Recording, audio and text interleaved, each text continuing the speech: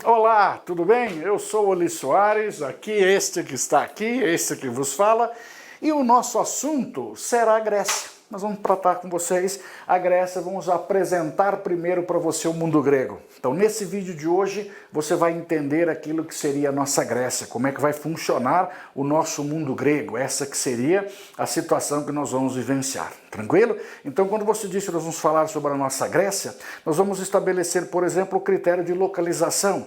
Onde é que está localizado o nosso mundo grego? Essa seria a primeira grande situação que você tem, tá? E quando você pensa assim, como é que está localizado o nosso mundo grego, nós vamos tentar achar a nossa Grécia, localizar, como é que funciona, quais são as etapas que você teria, tá? Então, qual é a grande situação? Primeiro, tá aqui, ó, toda vez que nós pensamos no mundo grego, tá?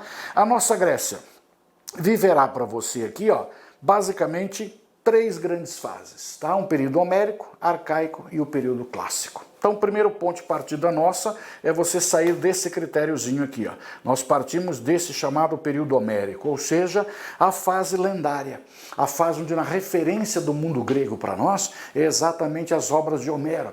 Quando você tem a figura da Ilíada e Odisseia. A Ilíada conta para você exatamente a guerra de Troia, tá? Quando nós encontramos simplesmente a mocinha chamada Helena, ela foi sequestrada, cara, olha que loucura, tá? Diante desse sequestro vai acontecer o quê? Nós temos então aquilo que seria a declaração de guerra entre gregos e troianos. Uma guerra que vai se arrastar aí por 10 anos, cara, olha só que loucura, tá? E no contexto dessa guerra, a figura que você tem do nosso lendário Aquiles, aquele homem indestrutível, tá? A figura do chamado Epeu, vamos construir aquilo que seria o chamado cavalo de Troia. Da onde virá a expressão para nós o chamado presente de grego, não é assim? Por qual motivo? O presente de grego normalmente você diz o quê? Ele não presta, o presente de grego não é bom, ou seja, os gregos deram de presente aos troianos um cavalo de madeira, e os nossos troianos colocaram o cavalo para dentro das suas muralhas, tá? Comemoraram, fizeram festa, os gregos foram embora, e no entanto dentro haviam soldados gregos, que simplesmente aconteceu o quê? Na calada da noite saíram de dentro do cavalo, abriram os portões, e os nossos gregos acabaram invadindo Troia, ou seja, a vitória dos gregos sobre os troianos. Tanto é que nós encontramos que a volta para casa é exatamente a famosa Odisseia, o Odisseu, a volta do Ulisses, que vai demorar mais 10 anos para chegar em casa, tá? Detalhe, isso então relata para você a fase lendária. Ou seja, de que forma será o nosso mundo grego, tá? O nosso período arcaico, olha só, é o período de formação das cidades-estado, é o período de formação daquilo que nós chamamos de polis. Então agora observe só, cada vez que aparecer para você a expressão cidade-estado, cada vez que você encontrar a figura daquilo que seria uma polis, tá? O que a polis representa? A polis representa exatamente essa noção. Nós estamos tratando aqui, ó, de uma cidade-estado, tá? E de imediato, qual é a primeira característica que você não pode esquecer quando você pensar numa cidade-estado? Você não pode esquecer disso aqui, ó, a existência de uma autonomia. Oli, mas essa cidade-estado é exclusiva do mundo grego? Não, não é exclusiva não. Os nossos fenícios também tinham cidade-estado. E essa cidade-estado que possui autonomia significa dizer o quê? Que nós teremos, basicamente, duas grandes cidades. Olha só que coisa legal. E as duas grandes cidades que nós temos aqui, aí você vai pensar assim, mas existem só essas? Não, temos mais de 130 cidades, tá? Mas as cidades que vão nos interessar estão aqui, ó.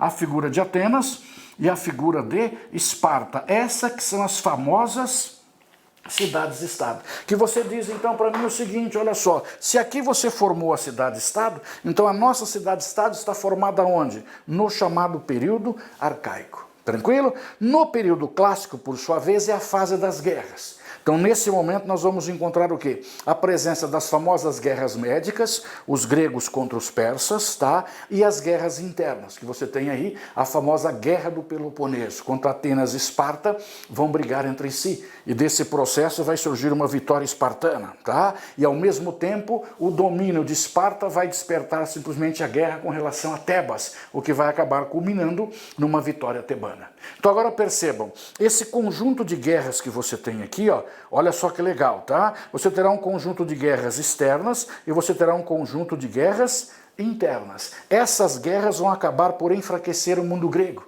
Olha que loucura, tá? E quando você diz que o nosso mundo grego se enfraqueceu, o que nós vamos encontrar? Simplesmente o enfraquecimento militar e o enfraquecimento político, tá? E desse enfraquecimento é aí que surgem os macedônios. Quando os macedônios perceberam que a Grécia está enfraquecida, o que nós vamos encontrar? Simplesmente os nossos macedônios acabam invadindo a nossa Grécia. E desse nosso Filipe II, o grande nome será exatamente o seu sucessor, que é o nosso garotão chamado Alexandre Magno. Que, logicamente, com o Filipe II, você tem o fim da autonomia política da Grécia. Então olha só que coisa de louco, cara, o que vai acontecer? Essa é a evolução que você tem no mundo grego. Então a nossa evolução foi exatamente isso, ó, um período homérico, um período arcaico e um período clássico, e comentamos com vocês até chegar na decadência, ou seja, essa decadência trará a presença do Alexandre Magno.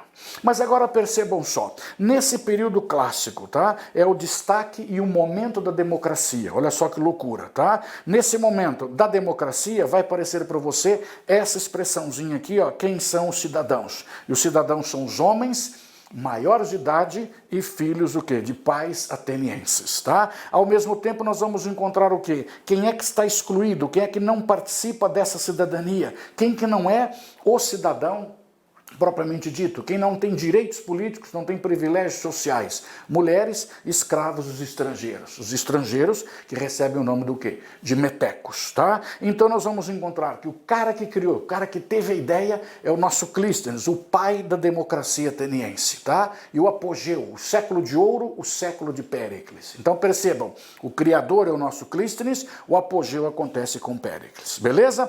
E quais são as diferenças que eles adoram cobrar para você? O Enem adora cobrar isso. As diferenças com a democracia atual.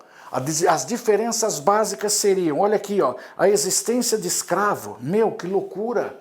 Um exílio por 10 anos dos indivíduos nocivos à sociedade. Significa dizer que se você não concorda com aquilo que seria democracia, você poderia ser exilado, tá? E ao mesmo tempo nós temos o quê? A não participação das mulheres nessa política. Fechou? E aí o que vai acontecer? Desse nosso Alexandre Magno é que vem a quarta fase que aparece para você no mundo grego, que é o chamado helenismo, helenística ou helenização, que representa para nós basicamente o quê? A fusão da cultura grega com aquilo que seria a cultura oriental. E dessa fusão da cultura grega com a cultura oriental, o que você vai encontrar? Você vai encontrar então que surge uma nova cultura. Essa nova cultura você chama de helenismo, helenística ou helenização. Tranquilo? Então observe só, esse mapinha conceitual mostra para você exatamente o quê? Aquilo que representa para nós o chamado mundo o quê? O chamado mundo grego.